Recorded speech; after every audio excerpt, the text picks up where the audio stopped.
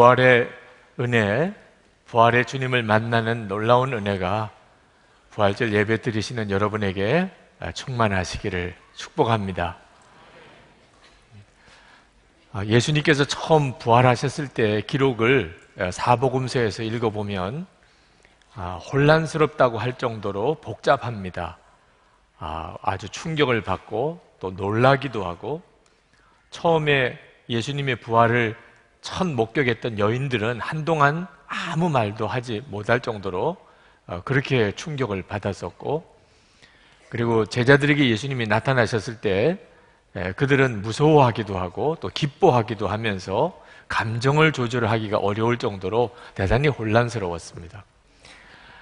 제가 이 말씀을 드리는 것은 지금 우리가 드리는 부활절 예배 분위기와 한번 비교를 해보자고 하는 것입니다. 우리도 오늘 부활절 예배를 드립니다.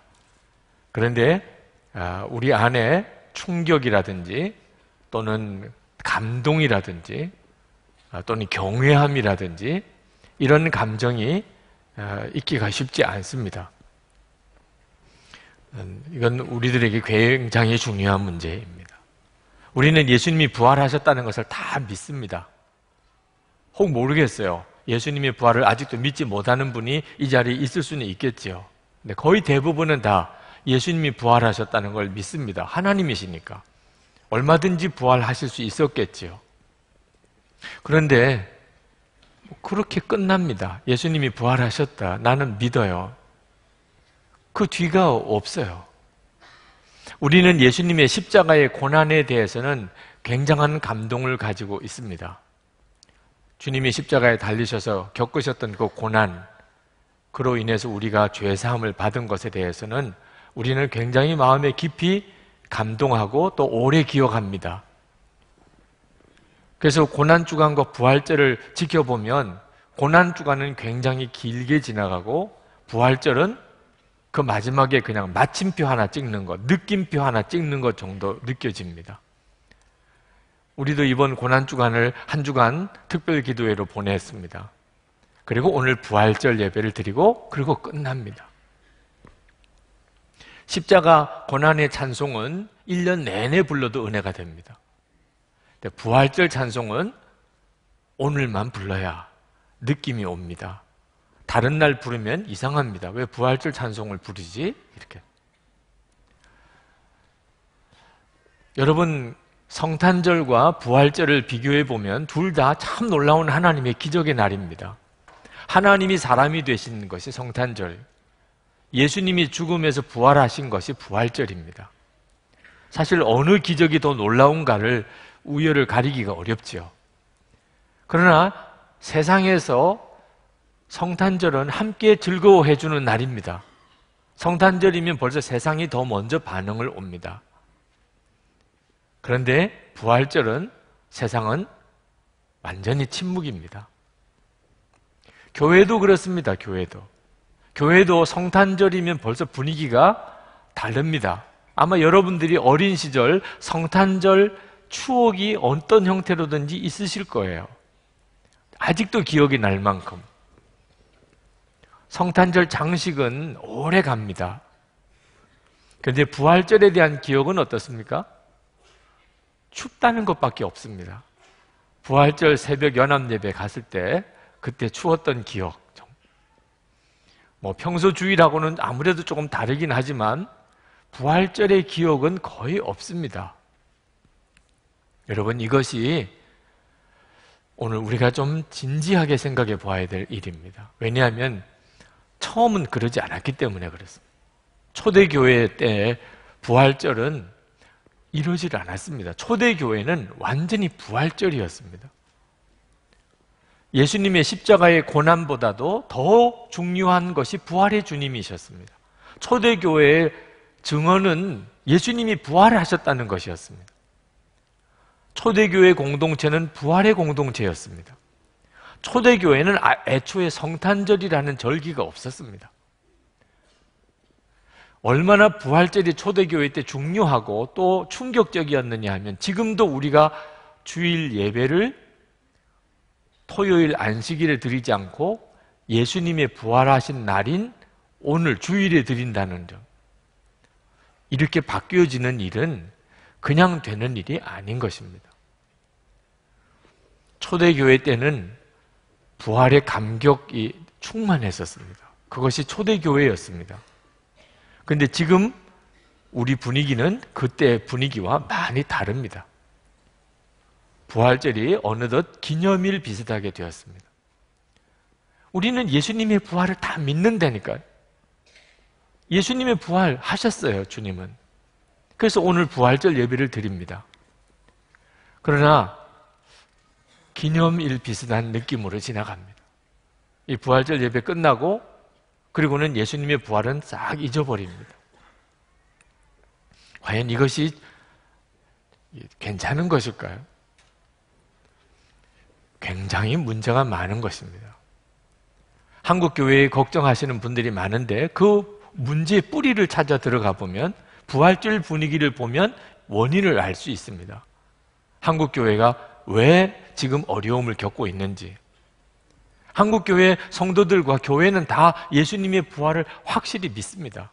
그래서 오늘 전국의 교회가 다 부활절 예배를 드립니다. 그렇지만 부활의 주님과 함께 있음을, 부활의 주님이 우리와 함께 계심을 바라보는가? 그 점에 대해서는 많이 다릅니다. 여러분, 초대교회와 지금 부활절의 차이는 어디서 오는 것일까요? 예수님이 부활하셨다는 것에 대한 믿음은 똑같습니다.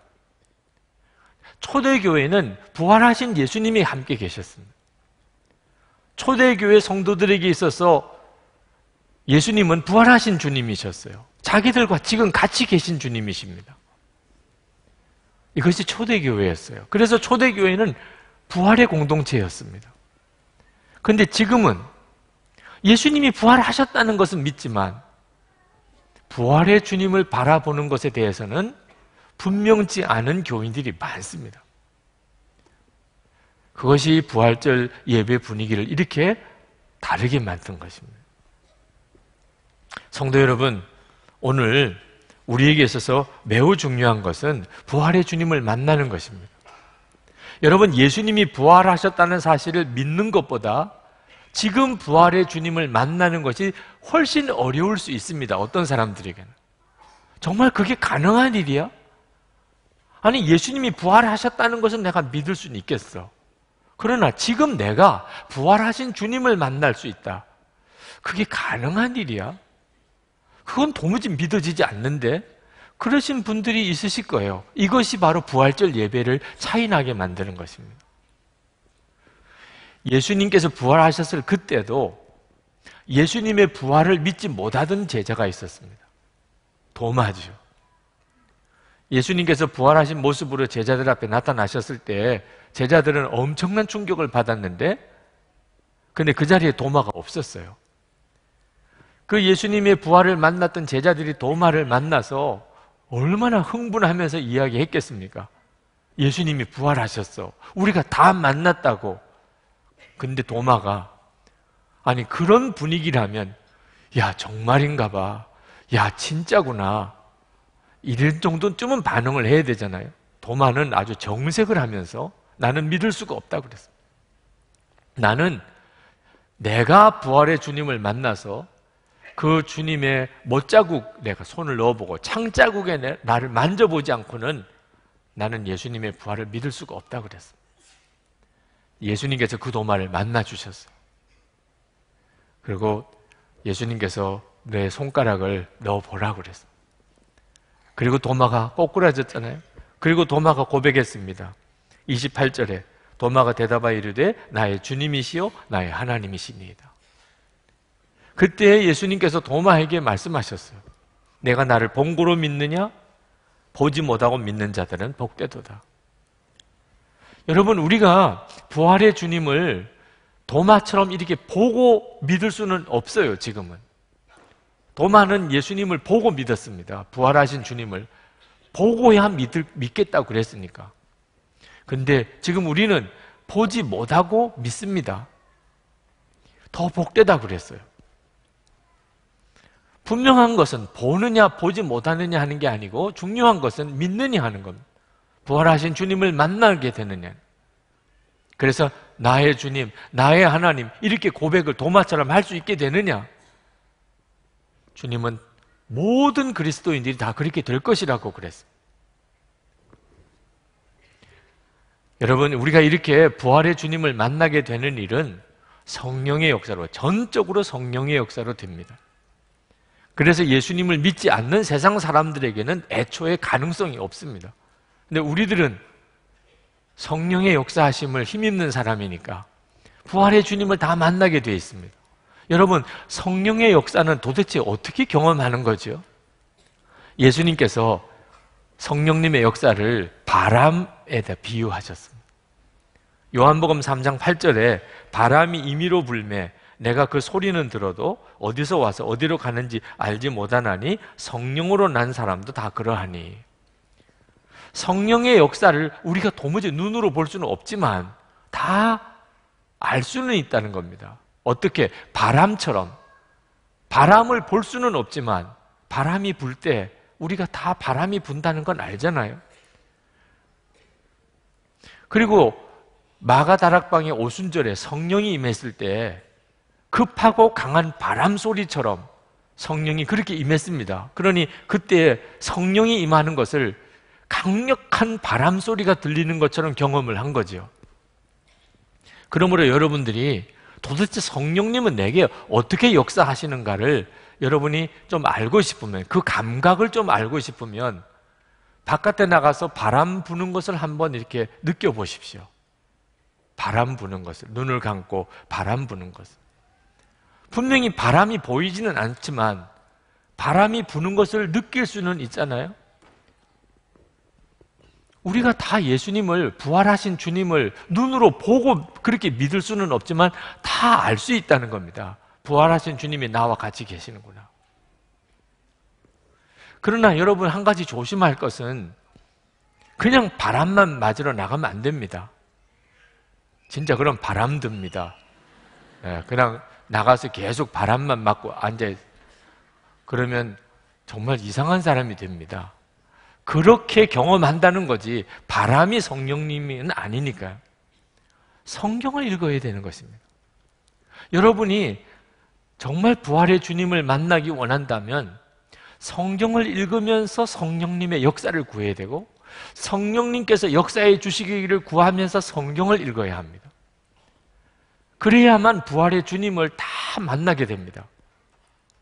엠마오로 가는 두 제자가 부활하신 예수님과 함께 동행했습니다. 그런데 부활의 주님인 줄 몰랐어요. 그때 예수님께서 그 엠마오로 가는 두 제자에게 하신 일이 성경을 풀어서 설명해 주신 겁니다. 메시아가 고난을 당할 것과 그리고 다시 부활할 것에 대한 말씀들을 쭉 설명을 해 주실 때 그 엠마오로 가는 두 제자가 가슴이 뜨거워졌습니다. 그리고 언제 눈이 뜨였냐면 같이 밥을 먹는 식탁에서 빵을 떼실 때, 그때 눈이 열려서 예수님, 부활하신 주님을 보았습니다. 예수님께서 제자들 있는 곳에 나타나셨을 때 그때 제자들 중에는 예수님을 보고도, 부활하신 주님을 보고도 믿지 못하는 이들이 있었다고 그랬어요. 그것도 참 기가 막힌 일이죠. 부활하신 주님을 보고도 믿지 못해 하는 사람이 있었습니다. 그때 예수님께서 그들의 불신을 책망하시고, 그리고 하신 일이 뭐냐면 모세의 율법과 선지자와 그리고 시편을 인용하시면서 주님의 죽음과 부활에 대한 성경의 약속들에 대하여 풀어 설명하셨습니다. 그때 제자들이 비로소 예수님의 부활을 온전히 믿을 수가 있게 됐다고 그랬습니다. 그러면 여러분들이 부활의 주님을 정말 만나기를 원한다면 성령님의 도우심을 구해야 됩니다. 그리고 성경을 읽으셔야 돼요. 여러분 중에 한 사람도 부활의 주님을 만나는 일에 제외될 사람은 없습니다. 여러분이 이 사실을 정말 믿으셔야 돼요.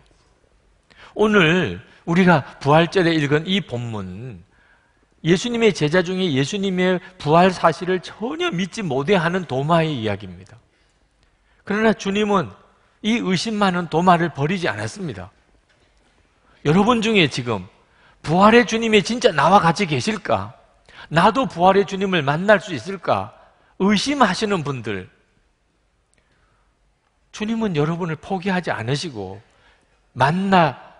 고백을 주님께 올려드리게 해주신다니까요. 그 말씀을 하고 있는 겁니다. 유진 피터슨이 일상 부활을 살다라는 책에서 마귀가 거둘 수 있는 최고의 성과가 무엇인지에 대해서 그가 썼습니다. 여러분, 마귀가 거둘 수 있는 최고의 성과가 뭐겠습니까? 교인들을 자기가 평신도라고 그렇게 생각하게 만드는 것이라고 썼습니다. 평신도라는 말은 lay person, 그 말은 비전문가다, 그런 의미가 있는 단어입니다. 여러분은 여러분 자신을 평신도라고 생각합니다. 그건 무슨 뜻이 함유되어 있느냐 하면은 내가 부활의 주님을 만난다거나 부활의 주님으로부터 말씀을 듣는다거나 부활의 주님과 동행한다고 하는 것에 대해서 나는 비전문가야, 이런 생각을 한다는 거예요. 평신도니까. 나는 목사가 아니잖아. 나는 선교사가 아니잖아. 그래서 여러분의 영혼의 가장 중요한 여러분의 영혼의 문제를 예수 전문가에게 맡겨버리는 거예요. 목사님이 전문가시니까. 이건 정말 끔찍한 일이에요. 도무지 맡길 게 따로 있지. 부활의 주님을 만나고 부활의 주님과 동행하는 이 놀라운 축복을 목사에게만 맡겨서 그냥 목사님의 설교만 듣지요. 이렇게 생각하는 것은 이건 정말 끔찍한 일이라니까. 이스라엘 백성들이 광야로 나갔을 때 이스라엘 백성들 장로들이 모세에게 이런 이야기를 했습니다. 출애굽기 20장 19절에 모세에게 이르되 당신이 우리에게 말씀하소서 우리가 들으리이다. 하나님이 우리에게 말씀하지 말게 하소서 우리가 죽을까 하나이다. 이스라엘의 장로들은 백성들을 대표해서 하나님께 직접 말씀 듣고 싶지 않다. 괜히 그러다가 우리 죽을 수도 있으니까 우리는 모세 당신이 가서 하나님의 말씀을 듣고 와서 우리에게 전달만 해주세요. 그랬다니까요. 근데 지금 안타깝게도 많은 교인들은 실제로 그런 생각을 하고 있습니다. 우리가 주님으로부터 어떻게 들을 수 있겠어요? 목사님이 들으시고 설교해 주시면 그러면 우리가 듣겠습니다. 이런 생각을 하고 있다니까요. 여러분, 아직도 여러분 자신이 내가 부활의 주님을 만날 수 있겠구나, 주님이 나를 만나 주시겠구나 믿어지지 않으신다면 부활의 첫 증인이 막달라 마리아였다는 사실을 주목하셔야 돼요. 예수님 그때 당시에는 증인으로서 여자는 자격이 없었습니다. 여자가 하는 말은 법정에서 증언으로 채택하지를 않았다니까요. 게다가 막달라 마리아는 전력이 아주 안 좋아요. 귀신 들렸던 여자입니다. 그러니 막달라 마리아가 증언한 것이 무슨 효과가 있겠어요? 예수님 부활을 내가 만났습니다. 부활하신 주님을 내가 만났습니다. 그때 당시에 누가 예수님의 부활의 첫 증인으로 막달라 마리아였을 거라고 누가 생각할 수 있었겠어요? 그런데도 성경은 막달라 마리아를 예수님의 부활의 첫 증인으로 택하신 것을 말씀하고 있습니다. 그 말은 오늘 이 시간에 나는 아닐 거야 라고 생각하는 사람, 나는 아닐 거야. 내가 부활의 주님을 만날 거라고? 이건 정말 세상이 다 웃을 일이야. 이렇게 생각하시는 바로 그 사람. 주님은 말씀하고 있으세요.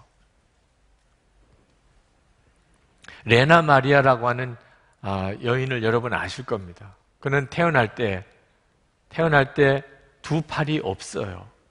왼쪽 다리는 30cm밖에 안 됩니다. 오른쪽 다리 하나만 정상이에요. 중증 장애인이죠.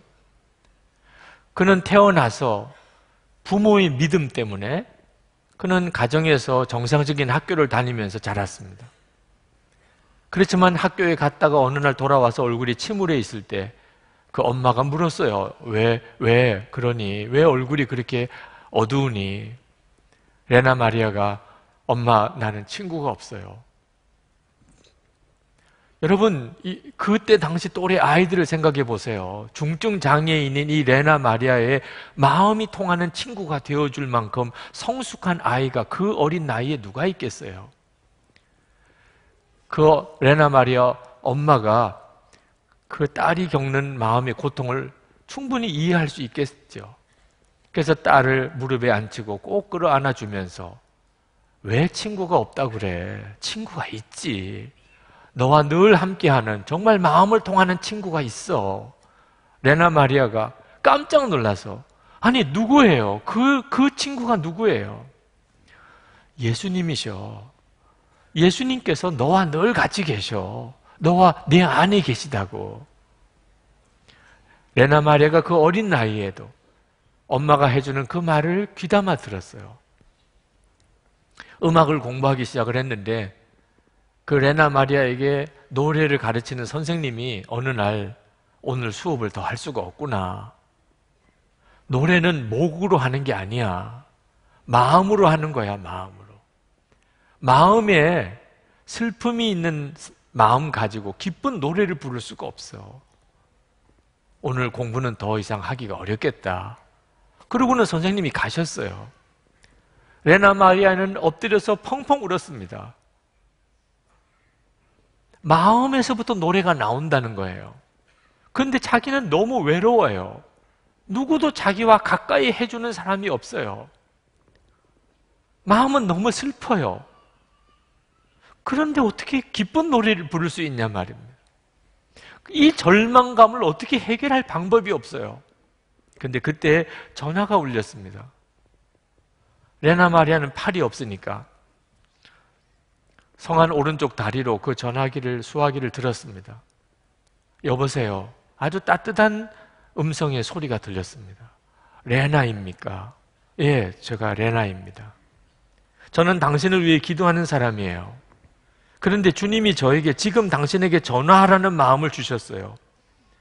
힘들고 외로울 때 당신을 위해 기도하는 사람이 많다는 것을 기억하라고 하셨어요. 레나 마리아가 충격을 받았어요. 하나님이 나와 같이 계시구나. 너무나 놀라운 증거였어요. 나는 외롭고 아무도 내 친구가 되어줄 사람이 없다고 생각했는데 하나님이 나를 알고 계시고 나와 함께 계시구나. 그리고 그가 다시 일어날 수 있었어요. 레나 마리아가 간증했잖아요. 만약에 예수님이 부활하셨다는 사실과 그리고 그 예수님이 지금도 우리와 함께 계시다는 것에 대해서 증거를 대보라고 만약에 한다면 나는 나의 약한 이 육신과 그리고 날마다 주님을 찬양하는 나의 입술을 당당히 보여줄 거예요.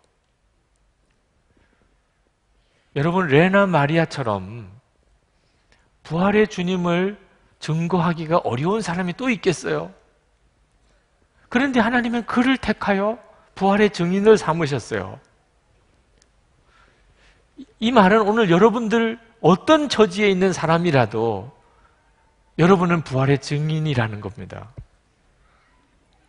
그러므로 절대로 부활의 주님을 만나는 일에 대해서 목사에게 의존하지 마세요. 나는 평신도니까 주님을 만나고 주님의 음성을 듣고 주님과 동행하는 것은 내가 할 수 있는 일은 아니야. 이건 완전히 마귀 소리예요. 마귀가 그렇게만 여러분의 마음속에 생각을 집어넣어주면 여러분은 더 이상 주님을 바라보려고도 안 하고 주님의 음성을 들으려고도 안 하고 주님과 동행하려고도 안 하게 됩니다. 왜? 교회 가서 목사 설교 들으면 되지 뭐. 그 다음부터는 완전히 마귀가 하자는 대로 가요. 여러분, 부활의 주님을 만나는 것은 이렇게 부활절 예배를 드리는 이런 자리에서만 되는 게 아닙니다. 오히려 더 중요한 곳은 여러분의 일상적인 아주 자질구레한 일들이 계속 벌어지고 있는 가정과 직장이에요. 거기서 부활의 주님을 만나는 겁니다. 왜냐하면 거기에 주님이 같이 계시니까. 여러분이 대부분의 시간을 쓰잖아요. 가정에서, 그보다 더 직장에서. 교회에서는 여러분이 얼마만한 시간을 쓰시나요? 여러분의 생활 중에 지극히 적은 부분이죠. 대부분은 가정과 직장에서 쓰잖아요. 부활의 주님은 거기서 만나는 겁니다. 우리가 속장이 되거나 선교회장이 되거나 또는 선교사 되거나 이런 어떤 중요한 사명과 관련한 일에서는 우리가 주님을 만나야 되고 거기서는 주님의 능력을 얻어야 되고, 그러나 밥을 한다거나 청소를 한다거나 뭐 친구를 만난다거나 뭐 출근을 한다거나 직장에서 무슨 서류를 정리하거나 이런 일들은, 자질구레한 일들은 거기서 뭐 성령 충만함을 받거나 부활의 주님을 만나야 되거나 그럴 곳은 아니다. 이런 생각을 정말 버려야 됩니다. 왜 그렇습니까? 우리가 일상적인 자질구레한 일들 때문에 다 우리 영적으로 메말라지고, 그것 때문에 시험 들고, 그것 때문에 우리가 유혹에 넘어가고, 거기서 믿음 다 잃어버리잖아요. 그렇잖아요. 차라리 속장을 하거나 선교회장을 하거나 무슨 선교사로 가야 되거나 그러면 오히려 영적으로 긴장하고 기도를 더 많이 하게 되잖아요. 집에서 가족들하고 대화를 하거나 밥을 먹거나 집안 정리를 하거나 또는 직장에서 여러분 일상적인 일들을 이렇게 해나갈 때 그때 대부분 다 무너지잖아요. 그러니까 거기서 부활의 주님을 만나야 되는 겁니다. 또 자질구레한 일들이 아니고 아무것도 안 하는 시간에 부활의 주님을 진짜 만나야 돼요. 아무것도 안 하는 시간. 왜? 그때가 유혹이 더 많은 때이기 때문에 그렇습니다. 다윗이 낮잠 자다가 밧세바의 유혹을 받고 간음했잖아요. 그러니까 여러분 자질구레한 일이 아니고 그냥 낮잠 자는 시간에 그때 부활의 주님을 만나야 돼요. 그렇지 않으면 거기서 다 넘어집니다. 제가 교인들에게 영성일기를 그렇게 쓰시라고 권해드리는 이유가 부활의 주님을 만나는 일은 목사인 제가 대신해 줄 수 없기 때문에 그렇습니다. 제가 설교를 준비하고 말씀과 기도 중에 하나님이 주신 은혜와 영감을 가지고 설교를 하지만 하나님이 주시는 은혜, 하나님이 주신 영감에 반도 못합니다. 제가 말주변이 부족하고 사람의 능력의 한계 때문에 하나님이 주신 은혜에 지극히 적은 부분까지 밖에는 나누지를 못해요. 제가 성도 여러분들이 살아가는 모든 삶의 현장에서 제가 여러분 옆에서 말씀을 어떻게 전해줄 수 있습니까? 주님을 만나고 주의 말씀을 듣고 주님과 동행하는 것은 여러분들이 하셔야 돼요. 물고기를 잡아서 주면 한 번은 잘 먹지요. 그러나 계속 물고기를 잡아서 줘야만 먹을 수 있다면 어떻게 계속 그렇게 할 수 있겠습니까? 그러나 물고기 잡는 법을 가르쳐주면 그러면 본인이 필요할 때마다 가서 물고기를 잡아서 먹을 수 있잖아요. 24시간 주님을 바라보고 주님과 동행하는 삶을 살게 해드리고자 하는 것이 하나님께서 제 마음에 주시는 강권함이었습니다.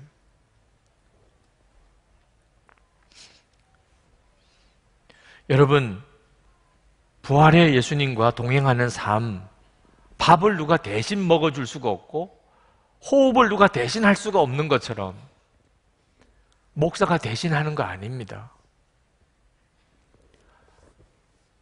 어떤 사람은 이런 상상을 해요. 내가 예수님 그때에 있었다면 오병이어의 기적, 나사로가 살아나는 일 내가 다 보았을 텐데, 사도 바울이 선교 여행 다닐 때 내가 같이 있었다면 사도 바울이 행했던 모든 일들을 내가 다 그때 볼 수 있었을 텐데, 오순절 마가다락방에 내가 있었다고 한다면 그때 성령이 임하는 그 엄청난 사건을 내가 목격했을 텐데,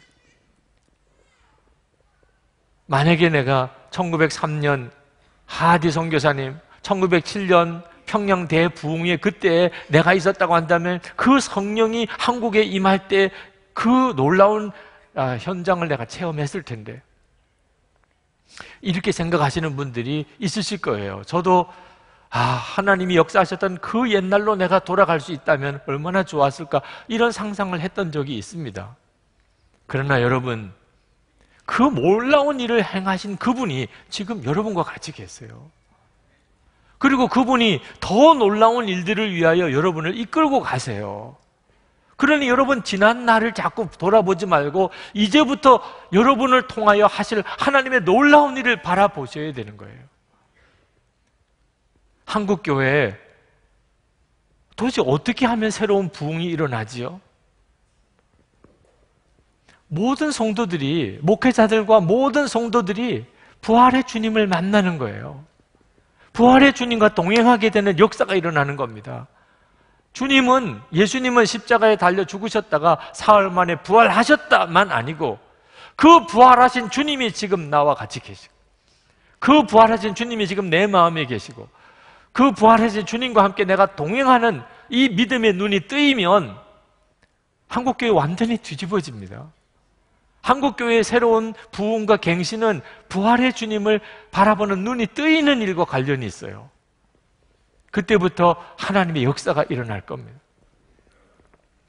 오늘 성남 우리 부활절 연합예배에 여러분들이 다 함께 가셔서 같이 예배드리고 같이 기도하시고, 그리고 하나님 앞에 같이 하나님의 말씀을 앞에 서고 싶은 것은 바로 이 부활의 주님을 바라보는 이 눈이 우리 교회뿐만 아니고 성남시 전 교회와 한국 전체 한국교회에 열려지기를 원하는 마음이 있기 때문입니다.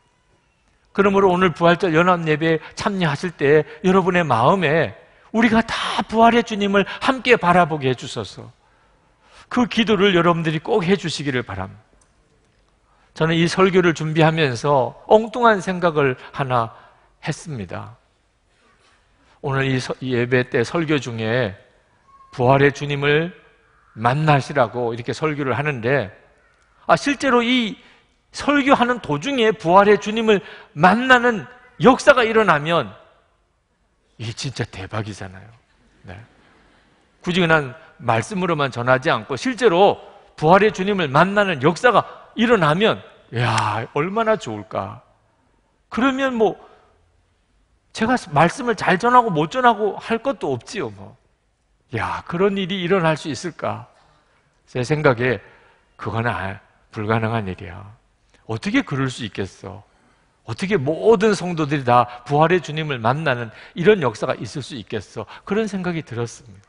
그러나 이 마음의 소원은 계속 되었어요. 주님, 부활절 예배 설교를 할 때 그때 부활의 주님을 만나라고 하는 마음을 주셔서 설교는 하지만, 만나 주시는 역사를 주시면 얼마나 놀라운 일이겠습니까? 어떻게 하면 그런 역사가 있을 수 있겠습니까? 근데 하나님께서 어제 제 마음속에 놀라운 것을 깨닫게 하셨어요. 성찬입니다. 여러분, 성찬이 무엇이지요? 예수님께서 제자들과 함께 마지막 식사를 하시고, 그리고 예수님이 이제 제자들을 떠나시게 될 때 제자들에게 말씀하시기를, 내가 떠난 게 아니야. 너희들과 계속 같이 있어. 너희들 속에 나는 늘 같이 있다고. 이것을 너희들이 기념하라. 그래서 주신 게 성찬이에요. 성찬을 할 때마다 나를 기념하라. 나는 너희들과 지금 같이 있는 거야. 여러분, 왜 굳이 성찬을 하게 하셨을까요? 그냥 성경에도 예수님이 부활하셨고 부활의 주님이 우리와 같이 계신다고 말씀하셨으면서 왜 성찬은 또 하게 하시나요? 말로 다 할 수 없는 일이 있거든요. 말로는 할 수 없는 일이 있어요. 어떤 아이가 도무지 학교에 가지 않으려고 합니다. 학교에만 보내면 도망쳐 나와요. 엄마가 달래기도 하고 야단도 쳐보기도 하고 얼르기도 했지만 도무지 안 됩니다. 랍비가 그 아이를 데려오라고 그랬습니다. 그래서 학교 안 가겠다는 아이를 데리고 랍비에게 왔죠. 랍비가 그 아이를 보고 아무 말도 하지 않고 그냥 그 아이를 꼭 안아서 품에 꼭 끌어안고 한참을 그 아이를 품에 안아주었습니다. 그러고 만 거예요. 그리고는 엄마랑 다시 돌아갔습니다. 그 다음날 자기가 스스로 학교를 갔습니다. 여러분, 어떤 때는 어떤 말을 하고는 싶지만 이 말의 한계 때문에 말로는 안 될 때가 있잖아요. 말로는 도무지 설명이 안 되는 것이 있잖아요. 전해지지 않는 게 있잖아요. 예를 들면 사랑하는 사람과 입맞춤을 하는, 여러분 그걸 말로 어떻게 설명해요? 사랑하는 사람과의 입맞춤이 어떤 느낌인지 어떻게 설명해요? 그걸 사랑하는 사람과의 입맞춤을 하면 알게 되지만 말로는 도무지 설명할 수가 없지요. 부활의 주님이 지금 나와 함께 계시다고 하는 것을 도대체 말로는 더 이상 설명할 수 없게 됨으로 인하여 주님이 주신 것이 성찬이에요. 그러므로 이 성찬은 부활하신 주님과의 포옹이고 또 입맞춤입니다. 주님은 성찬을 하라고 하셨어요. 그리고 이것은 내 몸이라, 이것은 내 피라. 주님이 원하시는 것은 부활의 주님이 우리와 함께 계시다는 것을 우리로 분명히 알게 하고 싶어 하시는 거예요. 내가 너와 함께 있다. 이렇게 너와 내가 한 몸이야. 오늘 이 시간에 성찬을 받으실 때 여러분들은 바로 부활의 그 주님을 만나는 시간을 갖는 것입니다. 주님과의 포옹이고 주님과의 입맞춤입니다. 이렇게 눈이 뜨이셔야 돼요. 그리고 주님과의 교제의 깊이가 깊어져 가야 됩니다. 그때 여러분의 개인의 삶, 가정, 여러분의 일터의 변화는 물론이지만 교회, 한국 교회의 변화가 새 부흥이 일어나게 됩니다.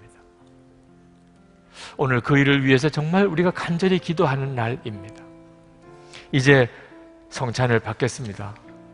부활절 예배이기도 하고 4월 첫 주일이라 오늘은 성찬이 있습니다.